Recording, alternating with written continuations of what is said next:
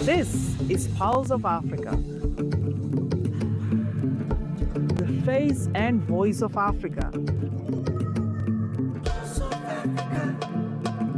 The story of resurgent and burgeoning Africa is here, only on the Pulse of Africa channel.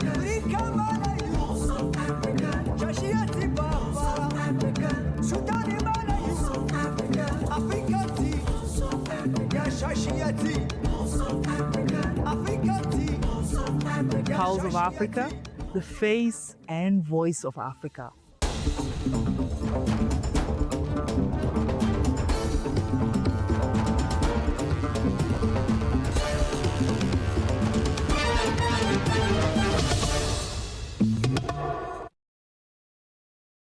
Hello viewers, I'm Tansai Gabia with Pulse of Africa News, delivering the newest stories and updates from around the continent. First, Algeria and Vietnam agreed to upgrade their bilateral relations to a strategic partnership following official talks between Prime Minister Pham Minh Chinh and Sifi Grieb in Algiers. The leaders pledged to strengthen cooperation across politics, trade, investment, defense, digital transformation, agriculture, education, culture, and regional collaboration.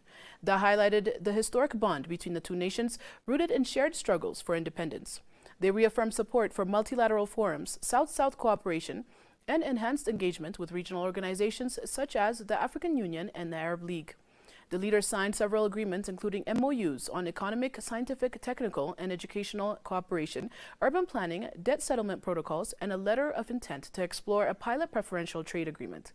PM Chin invited PM Grieb for an official visit to Vietnam to continue deepening strategic political and economic ties.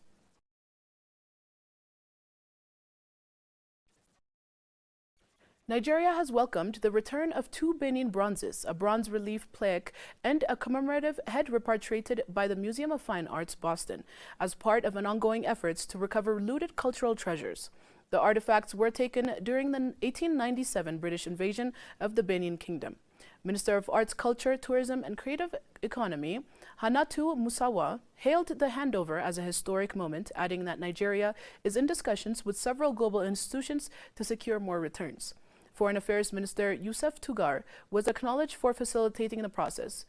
Ulugbail Holloway, Director General of the National Commission for Museums and Monuments, said the return represents an important milestone in Nigeria's wider restitution campaign.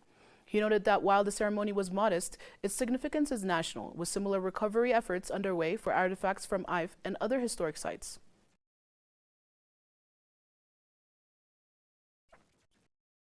South African broadcaster Azania Musaka has urged Africans to take the lead in shaping the continent's global image, saying international media has long misrepresented Africa.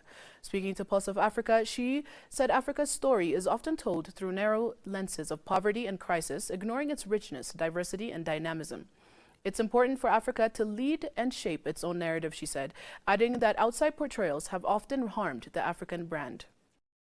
It's very important for Africa to take hold and to lead and to shape our own narrative, to be the ones to shape our narrative, because we know historically the narrative about what happens in our countries, who we are as a continent and as a people, has not always served us. If anything, it has been harmful to the brand, the African brand. It's often exploited narratives around poverty, whereas this life in Africa is so much richer. You know, that we're not a flat people, we're dynamic, life is rich on this continent, incredible heritage. And so often those narratives do not get told to the broader to the broader globe.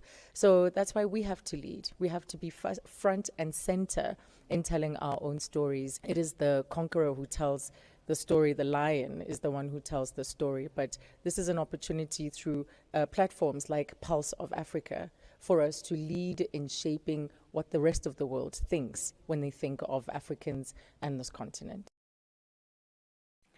Mosaka called for global media to prioritize authentic African voice experts, journalists, and communities on the ground rather than outsiders who misunderstand local realities. She praised platforms like POA for helping reshape global perceptions and ensuring Africans are front and center in telling their own stories.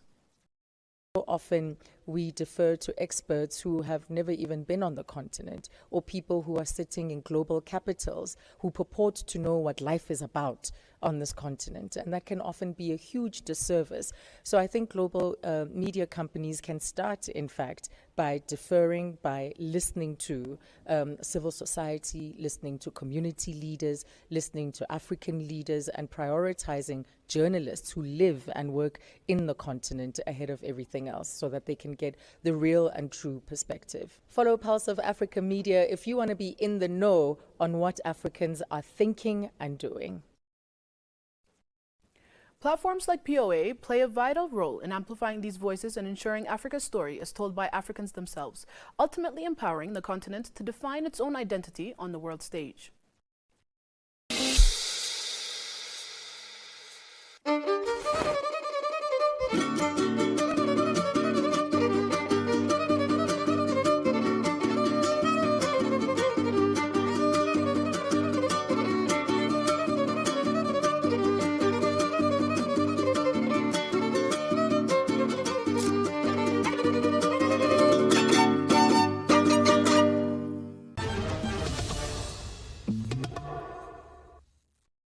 Namibia has officially designated national tripartite focal points to promote the ILO Tripartite Declaration on Multinational Enterprises and Social Policy, becoming the 20th ILO member state to do so.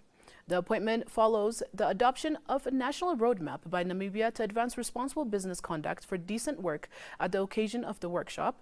The appointed focal points will facilitate dialogue between government, employers, workers, and multinational enterprises while promoting responsible business practices, sustainable enterprise, and adherence to international labor standards.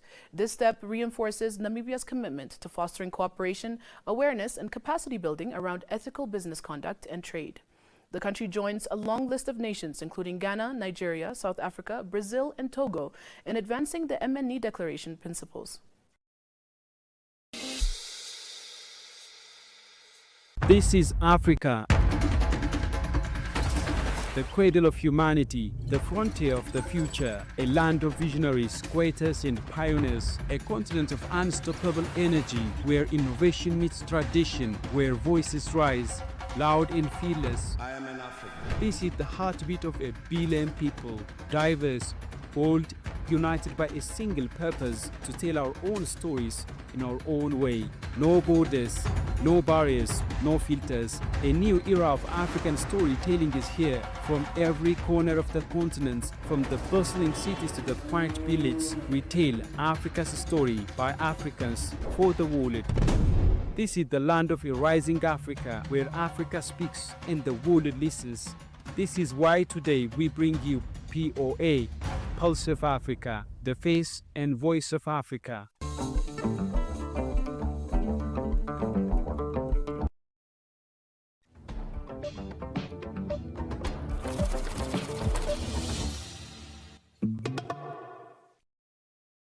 Moving on to business news, speaking at the U.S. Chamber's G20 side event on the U.S.-Africa commercial partnerships, the AFCFTA's Secretary General, Wakamele Mene, outlined key progress made toward implementing the African Continental Free Trade Area.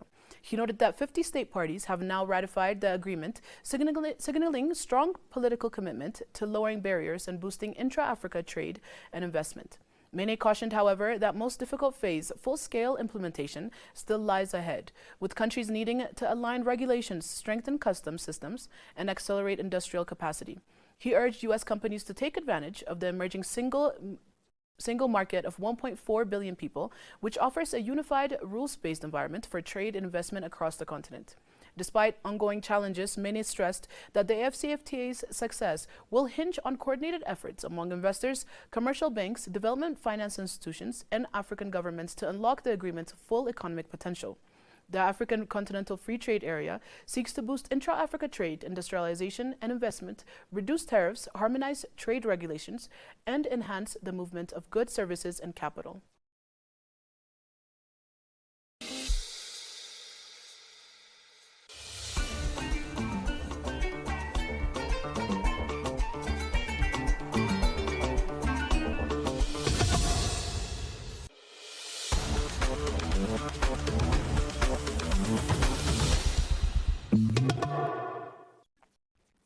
Now to sports news. With a month to go to the Africa Cup of Nations, host Morocco has extended its record-breaking run of victories. It beat Uganda 4-0 in a friendly international in Tangier on Tuesday, bringing its successive wins to 18. In October, the Atlas Lions beat the previous record of 15 set by Spain, set between June 2008 and 2009. The game against Uganda was part of its preparations for the Africa Cup of Nations finals, which it opens with a match against Comoros in Rabat on the 21st of December. Uganda scored an own goal through defender Herbert Achai in the 4th minute, with Ismail Sabari adding Morocco's second in the 33rd.